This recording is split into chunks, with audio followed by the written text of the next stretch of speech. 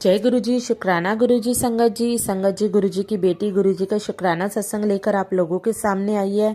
गुरु जी का शुक्राना सत्संग करने से पहले गुरु जी का मंत्र जाप करेंगे। ओम नमः शिवाय, शिव जी सदा सहाय। ओम नमः शिवाय, मेरे गुरु जी सदा सहाय। ओम नमः शिवाय, शिव जी सदा सहाय। ओम नमः शिवाय, मेरे गुरु जी सदा सहाय। जय गुरु जी। शुक्राना गुरु जी, आप जैसी संगत को जय गुरु जी।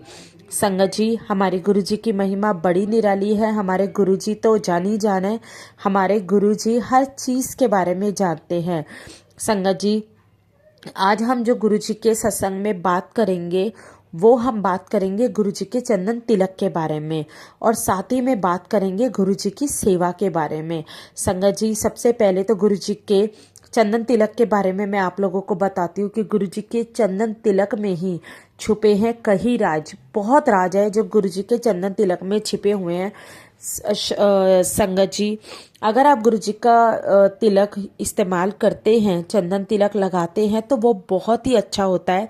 और अगर आप नहीं लगाते तो आपको ज़रूर लगाना चाहिए।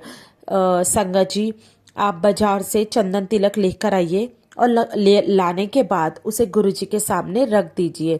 जहाँ पर आपने गुरु जी का स्वरूप रखा है वहीं पे रख दीजिए। और अगर आपके पास जगह नहीं है या अगर आपने पॉकेट स्वरूप रखा है तो आप उसे अपने घर के मंदिर में रख सकते हैं।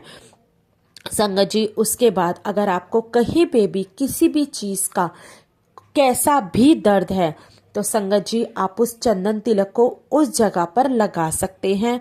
लेकिन जब तक आप उसमें गुरु जी का मंत्र जाप नहीं बोलेंगे तब तक वो सिर्फ चंदन तिलक रहेगा। लेकिन जब आप उसमें गुरु जी का मंत्र जाप बोलने के बाद उसे लगाएंगे तो वो चंदन तिलक नहीं रहेगा, वो गुरु जी का आशीर्वाद हो जाएगा।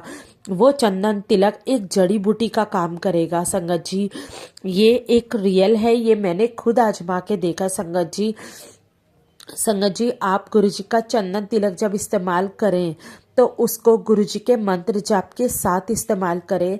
जहाँ पर आपको प्रॉब्लम है, आँखों में है, नाक में है, सर में है, या दांत में है, या कमर में है, पेट में है, किसी भी जगह अगर आपको है कोई प्रॉब्लम तो संगत जी, आप गुरु जी का चंदन तिलक उस जगह पर जरूर लगाइए और गुरु जी का मंत्र जाप जरूर पढ़िए। और चंदन तिलक लगाने से पहले वो चंदन तिलक आप गुरु जी को लगाइए।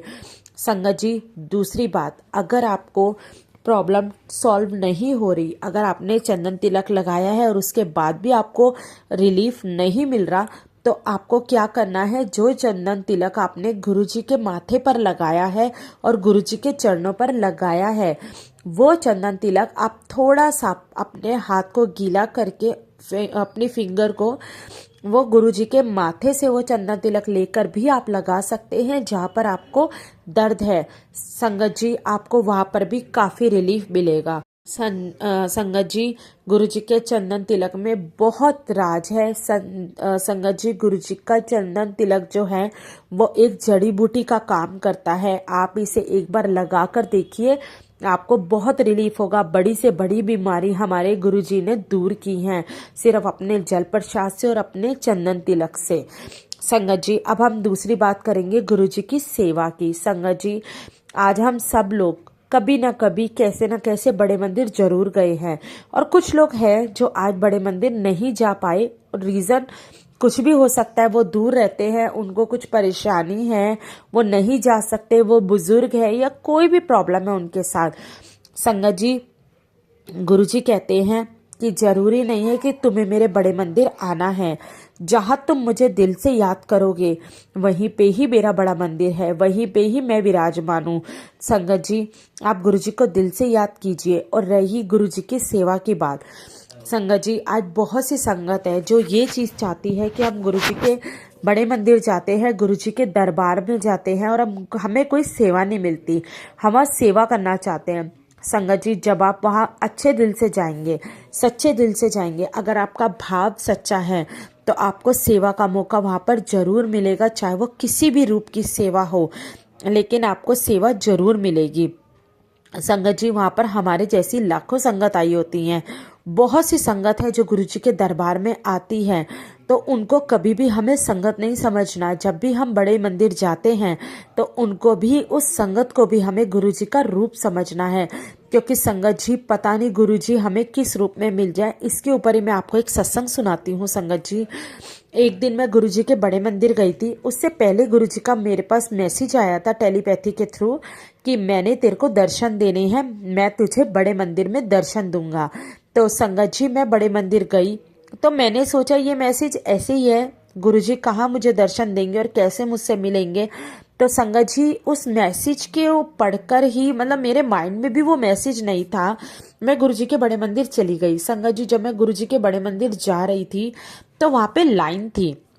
तो जैसे हम लाइन से अंदर एंटर हो रहे थे जहाँ पे गुरुजी का दरबार है, वहां पर हम एंटर होने ही वाले थे संगत जी, वहां पर पता नहीं कहाँ से एक अंकल आए और वो अंकल आके आगे खड़े हो गए। मेरे से पहले आगे मतलब जहाँ मैं खड़ी थी उससे आगे वाली रो में आके खड़े हो गए।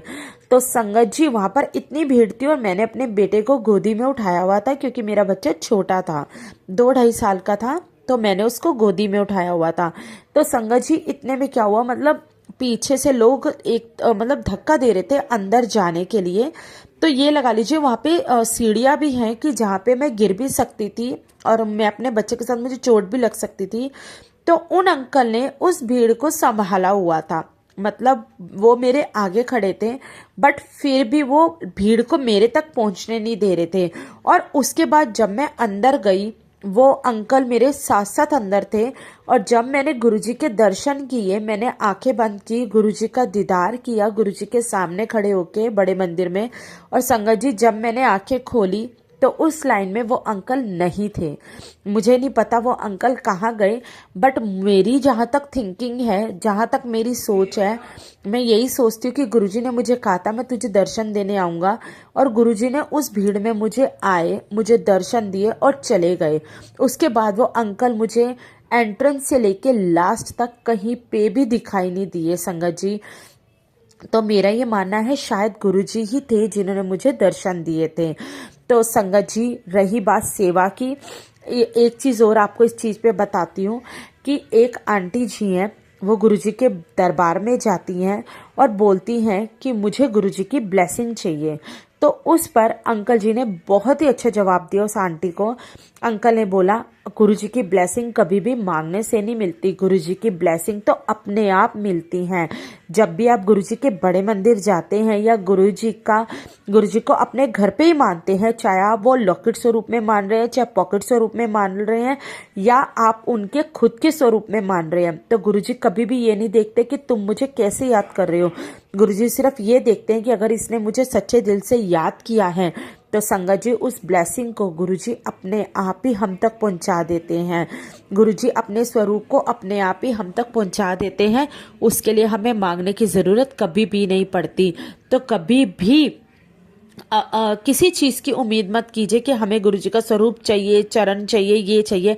गुरुजी खुद अपने आप चलकर आपके घर पे आएंगे। गुरुजी को जो ब्लेसिंग आपको देनी होगी गुरुजी अपने आप तक पहुंचा देंगे। अगर आप घर पे भी बैठे हैं तब भी वो ब्लेसिंग आप तक अपने आप पहुंच जाएगी।